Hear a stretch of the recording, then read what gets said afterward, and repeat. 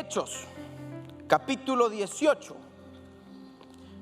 Hechos, capítulo 18. Y si usted vive con alguien o tiene algún conocido cerca suyo que necesita este papelito, lléveselo, tómele una foto, mándeselo a sus conocidos. De hecho, vamos a Lidia a ponerlo en las redes también, el calendario de los Zooms, y usted va a estar viendo también diferentes slides. Vamos a involucrarnos, amén. 18, capítulo 1. Cuando voy a esperar a que todos lo tengan, y cuando usted lo tenga, dígame amén. Lo tienen 3, vamos a esperar que lo tengan unos 3 más. Ahora sí.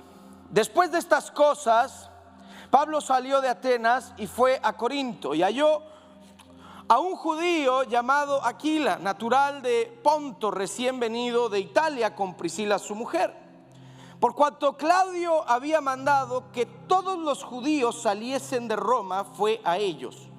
Y como era del mismo oficio, se quedó con ellos y trabajaban juntos, pues el oficio de ellos era hacer tiendas.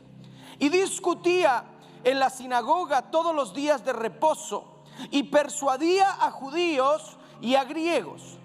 Y cuando Silas y Timoteo vinieron de Macedonia, Pablo estaba entregado por entero a la predicación de la palabra, testificando a los judíos que Jesús era el Cristo. Pero, versículo 6, oponiéndose y blasfemando estos, les dijo, sacudiéndose los vestidos, vuestra sangre sea sobre vuestra propia cabeza. Yo, limpio desde ahora, me iré a los gentiles. Y saliendo de allí, se fue a la casa de uno llamado Justo, temeroso de Dios, la cual estaba junto a la sinagoga. Y Crispo, el principal de la sinagoga, creyó en el Señor con toda su casa. Y muchos de los corintios, oyendo, creían y eran bautizados. Entonces el Señor dijo a Pablo en visión de noche. ¿Qué le dijo? No temas. Ahí se están despertando, ya me está gustando. Ahora vamos a empezar a predicar. ¿Qué le dijo? Sino que, y no que, porque yo, ¿qué? ¿Y quién? Oh, dígalo como si lo creyera. ¿Quién? Dígalo otra vez. ¿Quién pondrá sobre ti la mano para hacerte mal? Porque yo tengo poquito pueblo, un puñadito de pueblo. Y se detuvo allí 1 año y 6 meses enseñándoles la palabra de Dios. Le voy a leer desde el versículo 6 al 11 en la Nueva Traducción Viviente. Pero cuando ellos se opusieron y lo insultaron, Pablo se sacudió el polvo de su ropa. Ya ve que Pablo no era temperamental, pobrecito, era muy tímido. Se sacudió el polvo de su ropa y dijo, la sangre de ustedes está sobre sus propias cabezas. Yo soy inocente. De ahora en adelante iré a predicar a los gentiles. Entonces salió de allí y fue a la casa de Ticio Justo, un gentil que adoraba a Dios y que vivía al lado de la sinagoga. Crispo, el líder de la sinagoga, y todos los de su casa creyeron en el Señor. Muchos otros en Corinto también escucharon a Pablo, se convirtieron en creyentes y fueron bautizados. Una noche el Señor le habló a Pablo en una visión y le dijo, pues yo estoy contigo y nadie te atacará ni te hará daño, porque mucha gente de esta ciudad me pertenece. Así que Pablo se quedó allí 1 año y medio enseñando la palabra. Espíritu Santo, háblanos. Quiero que notemos el día de hoy este momento en la vida de Pablo. Pablo estaba dedicándose fervientemente a la predicación de la palabra de Dios, como lo acabamos de leer, con pasión, cumpliendo y caminando en la autoridad de su llamado. Pero muchas veces hacemos cosas por otros por servicio a Dios. Ya ve que algunos los amamos porque amamos a Dios, ¿verdad? Porque en la carne como que no nos cae muy bien. ¿Cuánto les pasa? ¿O a poco aquí todos son? A mí los del América, por ejemplo, 4-0 perdí. Bueno, está bien. Caminando en su llamado con pasión, pero ahora lo empiezan a... les leí la Nueva Traducción Viviente porque ahí decía que lo empezaron a insultar. ¿Alguna vez le ha pasado que usted trata de bendecir a alguien y lo único que recibe son reproches, reclamos e insultos? Entonces Pablo, que era un poco temperamental e impulsivo también, una vez terminó en la cárcel, hace poco predicamos de eso, una vez terminó en la cárcel por abrir la boca de más en una corte. También a veces nos pasa, ¿verdad?, que con esta nos metemos en problemas. Se enoja Pablo, se sacude las ropas y se harta, se cansa. Dice: yo ya con ustedes no quiero saber nada. Me voy a hablar de los gentiles, porque uno aquí está tratando de bendecirlos y lo único que uno recibe son insultos, reproches, reclamos. Pero Pablo, a pesar de que los servía a ellos, no estaba respondiendo al llamado de ellos. El que había llamado a Pablo, ¿quién era? Dios. Eso es importante, siempre tener la mirada a quién servimos. ¿Sabes por qué? Porque el hombre te va a fallar siempre. De hecho, los pastores te van a fallar siempre. Si usted está buscando pastores perfectos, no, hermano, pues mejor sígale para otro lado. Siempre me dicen: es que el pastor ahí es muy joven. Yo les dije: denme unos años, yo voy a cambiar eso. Denme chance, nada más. Nunca me voy a olvidar, hace 3 años vino una señora, me dice: oiga, ¿quién es el pastor aquí? Le dije: lamento decirle que esto es lo que hay, hermana. Está hablando con él. Me dice: no, el de jóvenes no, el de la iglesia. Yo, lamento decirle, hermana, mire, yo tampoco me hubiera escogido a mí. ¿Quién nos llamó? Los hombres te van a fallar. Si pones la mirada en los hombres y en las circunstancias, te vas a desanimar. ¿Cómo le estaba pasando a Pablo? De hecho, todos tenemos un momento como el de Pablo. Y la razón por la que le hablo de esto es porque precisamente veo, siento, me doy cuenta que tanta gente alrededor del mundo en la iglesia de Cristo está llegando a una encrucijada donde están cansados, están hartos, están agotados. Y no podemos pretender que esto no es una realidad. Pastores que sus iglesias se cerraron y ya no tienen para pagar el alquiler y tuvieron que entregar el edificio. Cuando pase la pandemia no saben dónde van a reunirse con la iglesia que el Señor les había dado pastorear a muchos por años. Qué bendecidos que estamos aquí, ¿verdad? Pastores, tremendo hombre de Dios, en la frontera, en sus 50 y algo de años falleció, dejando 2 iglesias. Y los líderes y la familia. Y uno prende las noticias y te dicen una cosa, y luego te metes al carro, prendes la radio, te dicen otra cosa y uno ya no sabe ni qué creer. Un día que sí, un día que no, un día que vamos, ahí vamos, estamos mal, pero vamos bien.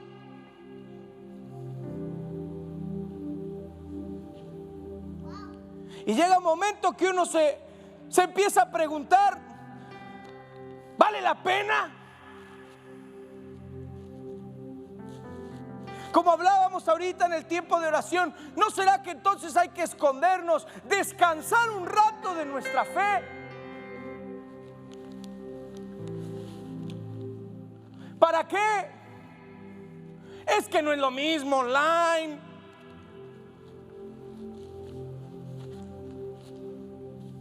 Es que ¿cuándo vamos a volver a la otra normalidad? Es que me perdí el trabajo. Matrimonios que se están peleando, enfermedades mentales que están floreciendo, los índices de suicidio subiendo. Y esto no le estoy hablando de todo el mundo allá afuera, le estoy hablando de la familia de Cristo.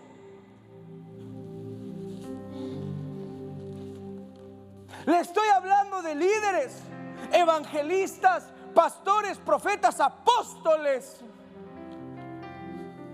que están llegando a un punto donde ya no quieren seguir, que como Pablo están diciendo: suficiente, voy a lavar, voy a sacudir mis vestiduras. Ahí se ven, porque les voy a traducir la versión John. Ya me harté, ya me cansé, ya intenté, ustedes no entienden, me voy a sacudir mis vestiduras. Si les pasa algo es problema de ustedes, que Dios los ayude, yo me voy con los gentiles.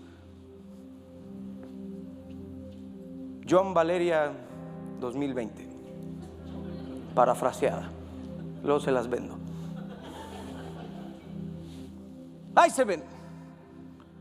Pero Pablo, espérate, y el llamado que Dios te dio todavía no terminó, es muy temprano para que te rindas. No, yo ya estoy harto. A Pablo no fue el único que le pasó. De hecho, Moisés, hombre de Dios, elegido, escogido, libertador. Fíjese lo que dijo en Números 11:15 el gran Moisés. Moisés, el de la gloria de Dios, el de la vara de poder. Y si así lo haces, Números 11:15, tú conmigo, yo te ruego que me des muerte. Hoy el Moisés se nos puso suicida. Pero en serio, si he hallado gracia en tus ojos, que yo no vea mi mal. Señor, mátame. Como la esposa de Job. Mira lo miserable que estás. ¿Por qué no maldices a Dios y te mueres? Oiga, con una esposa aquí, sí, ¿para qué quieres enemigos? Gracias, mi amor, por las porras que me echas.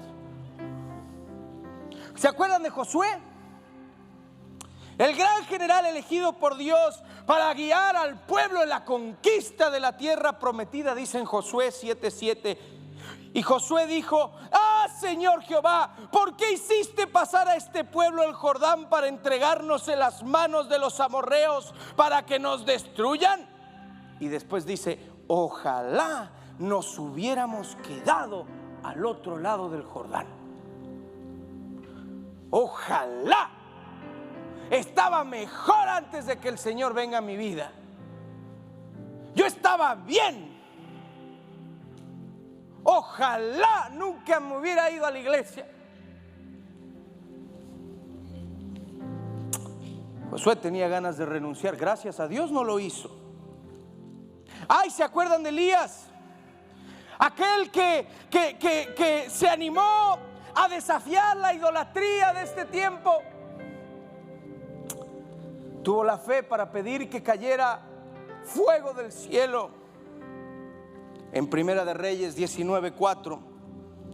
Y él se fue por el desierto un día de camino, y vino y se sentó debajo de un enebro. Y fíjese otra vez, otro aquí con pensamientos suicidas. Y deseando morirse. ¿Usted cree que esto el suicidio es nuevo? Este es el profeta. Le acabo de hablar de Moisés, ahora le estoy hablando el profeta, el gran profeta Elías. Oiga, ¿qué nos queda a nosotros?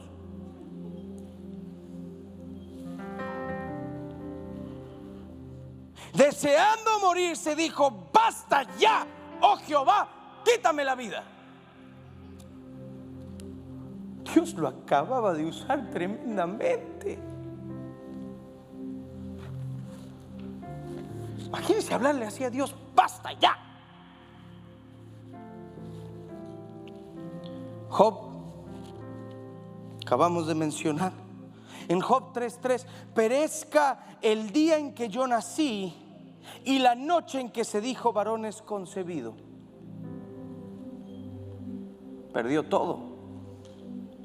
Sí, nosotros conocemos el principio y el final de la historia, pero en medio Job casi tira la toalla. Job, y fíjese, Job, usted tiene 3 escenas en el libro. Al principio vemos cómo el diablo se aparece en la presencia del Señor y pide permiso para zarandearlo a Job, y les es concedido, pero que no lo maten. Después el libro nos lleva a la dimensión terrenal, y a Job ahora pierde todo, está enfermo y no tiene nada. No tiene nada en la vida. Un hombre rico que temía a Dios. Este no era un impío.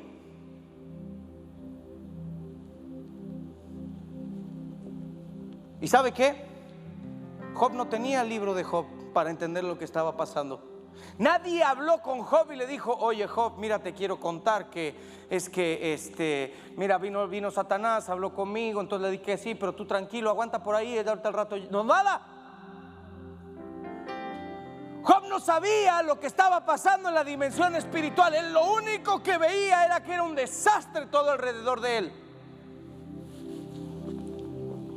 No es mi tema, pero vinieron los amigos de Job.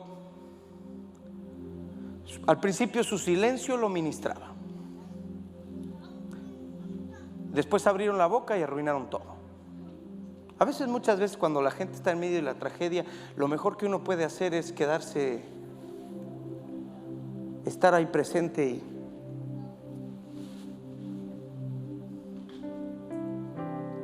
y una cosa dijo Job: yo no entiendo nada. Entre los amigos, si usted lee lo que decían, había uno era bautista, el otro era reformado, el otro era psicólogo, el otro era pentecostal. Estaban todos ahí. Job les dijo: miren, yo solo una cosa sé, yo no sé qué está pasando, no entiendo nada, pero una cosa sé, mi Redentor vive. ¿Quiere que yo le dé la explicación del COVID? No sé. No sé si lo inventaron los chinos, no sé si es una cosa de la naturaleza, no sé si mi juicio sé que no es. ¿Sabe por qué? Porque si Dios nos quisiera juzgar, no estaríamos ni debatiendo, no nos cabría duda. Y sería mucho más severo. Gracias a Dios que estamos en la misericordia del Señor. No lo sé, pero una cosa sí sé, y por eso estamos aquí, por eso tú que nos estás viendo, nuestro Redentor vive, nuestro Redentor vive, y le vamos a seguir alabando, y le vamos a seguir proclamando, y le vamos a seguir buscando. Yo no sé qué pasa, pero una cosa sé, mi Redentor vive. Jonás entró en depresión y no se alegró cuando se convirtieron los que él les predicó. Es el único pastor que yo conozco que tiene un buen culto y se enoja. Predicó bien cortito así y se convirtieron un montón. Uno a veces está 3 horas predicando y nadie se convierte, se te aburren, se duermen y luego se van.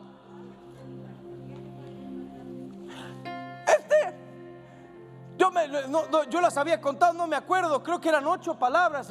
Va a destruir, Señor, Nínive. Hasta el rey se convirtió. Y le da una depresión y se enoja. También deseó que Dios lo matara. Pensamiento suicida. Y ahora vemos a Pablo en el capítulo 18, en su segundo viaje misionero. Iba llegando a Atenas y la iglesia de Corinto estaba experimentando una crisis y había una depresión. De hecho, más tarde él escribe cómo se sentía en 1 Corintios capítulo 2 versículo 3. Y estuve entre vosotros con debilidad y mucho temor y temblor. Claro, Pablo estaba cansado porque acababa de caminar 75 kilómetros. Estaba solo. No se olvide que tenía 2 trabajos. Predicaba el evangelio y fabricaba tiendas. Me pregunto si quizás no tenía algún sentido de fracaso, pues no le había ido muy bien. No había tenido muy buena respuesta en Atenas. Lo habían tratado de un hablador, farsante. No fue apreciado por los que sirvió. Hello. ¿Alguien aquí sabe de lo que estoy hablando? Fue rechazado y despreciado por aquellos mismos por quienes dio la vida. Segunda de Corintios 12:15, fíjese lo que dice ahí. Y yo con el mayor placer gastaré lo mío, y aún yo mismo me gastaré del todo por amor de vuestras almas, aunque amándoos más sea amado menos. Para este punto Pablo ya había sido azotado, había sido puesto en prisión, había sido perseguido en Tesalónica, ridiculizado en Atenas. Pero el Señor vino a Pablo en el día donde dijo: ya me harté de ustedes, me voy a los gentiles. Ahí se ven, me sacó de esto, no te juntes con la chusma. Y estaba a punto de tirar la toalla de su llamado. Vino ese día y le mostró que los momentos de prueba no son momentos para renunciar, que los momentos de prueba no son momentos para soltar la mano del Señor, aunque Él no suelta la tuya. Y ahí el Señor, en el versículo 10 y el versículo 11, le da 3 promesas a Pablo. En el medio de esa sensación, ese desánimo, esas ganas de soltarlo todo, y que creo que son las 3 promesas a ti también que nos estás viendo en tu casa, para ti el día de hoy, y para todos nosotros, y para la iglesia aquí en Grace Latino. Versículo 10 le dice: porque yo estoy contigo. La primera promesa que tenemos, aun cuando nos sentimos desanimados, es la presencia de Dios estará con nosotros. No solo cuando nos sentimos bien, no solo cuando estamos animados y llenos de fe. Él prometió estar con nosotros todos los días de nuestra vida. Aun cuando tú te sientes tirado en el piso, Él sigue obrando en ti. Él sigue caminando y obrando a tu favor, fortaleciéndote, ministrándote. Y aun cuando no sabes ni qué decir y ni ganas tienes de orar, Él va a interceder por ti. Si no, lea Hebreos. De hecho, intercede por ti más de lo que tú crees, porque tantas veces oramos tantas burradas, y gracias a Dios que tenemos un intercesor que le dice al Padre lo que necesitamos.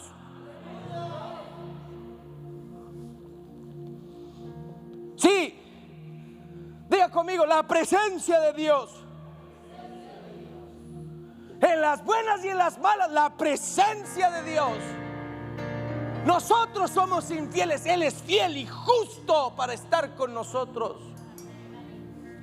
En tiempos de soledad Él está con nosotros. Él dijo en Hebreos 13:5: no te desampararé ni te dejaré. Interesante, porque en Mateo el libro comienza diciendo: Emmanuel, Dios con nosotros, y termina en un empoderamiento para la gran comisión, pero de esta manera: yo estaré con vosotros todos los días hasta el fin del mundo. Oiga, y si se va a acabar el mundo con todo esto, pues Él va a estar con nosotros hasta el fin del mundo.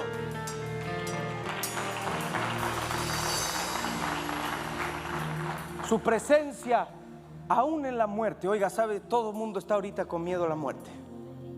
Y de hecho, somos honestos, todos tenemos miedo a morir. No, yo no. Sí, todos dicen eso, y cuando se acerca la parca, ahí empieza: no, que bueno, que quizás no es mi tiempo. Es un mecanismo de autodefensa. Pero ¿sabe qué dice Salmos 23? Aunque ande en valle de sombra de...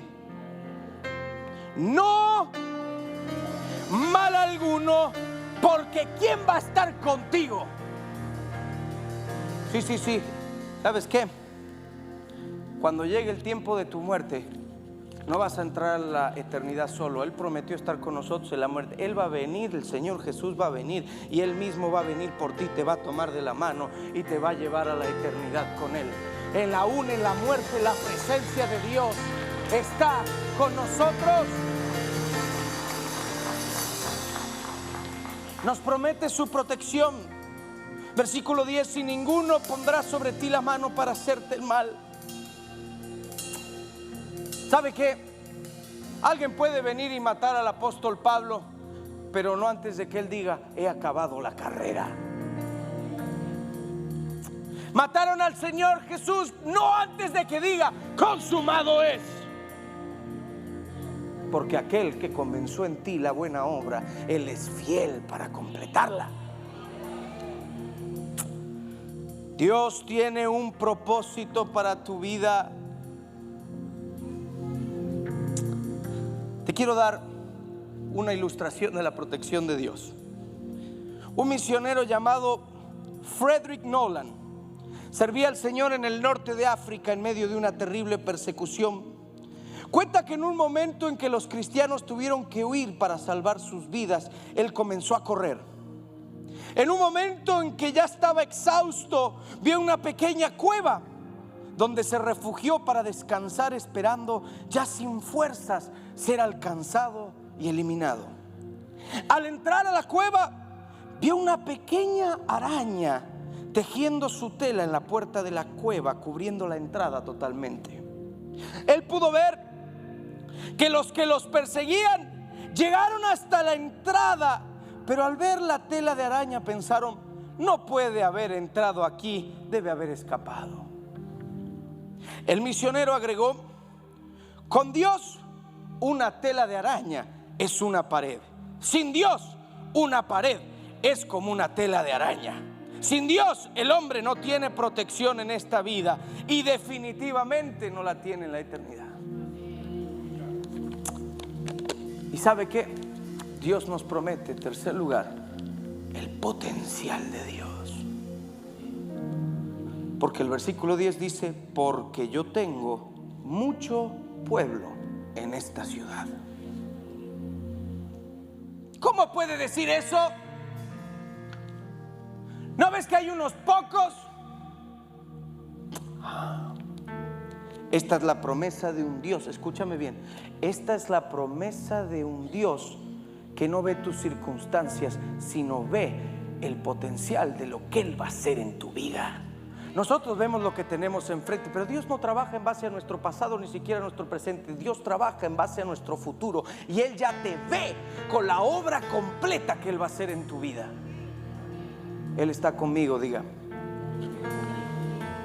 dígalo como si lo creyera un poquito más. Si no, voy a predicar otra media hora, Él está conmigo. Él me protege. Yo le pertenezco. Y Él tiene un futuro para mí. Muchas veces todos necesitamos esa certeza que el Espíritu Santo trajo sobre Pablo cuando estaba a punto de renunciar. Qué bueno que no lo hizo, porque se habrá dado cuenta que una persona y toda una casa y una familia se convirtieron al Señor. Vemos que no renunció, pues se quedó un año más ahí trabajando hasta que terminó la obra que Dios iba a hacer en ese lugar. Pablo no se rindió, pero tuvo que venir el Señor. Se apareció en su presencia y le habló y le dijo: yo estoy contigo, Pablo, termina lo que has comenzado y no te rindas. Y hoy, familia de Grace Latino, los que están aquí, los que nos están viendo online, yo les quiero decir a ustedes: Dios está contigo. No te rindas, no te rindas, no tires la toalla. Él está con nosotros todos los días y su presencia no se ha apartado de nosotros.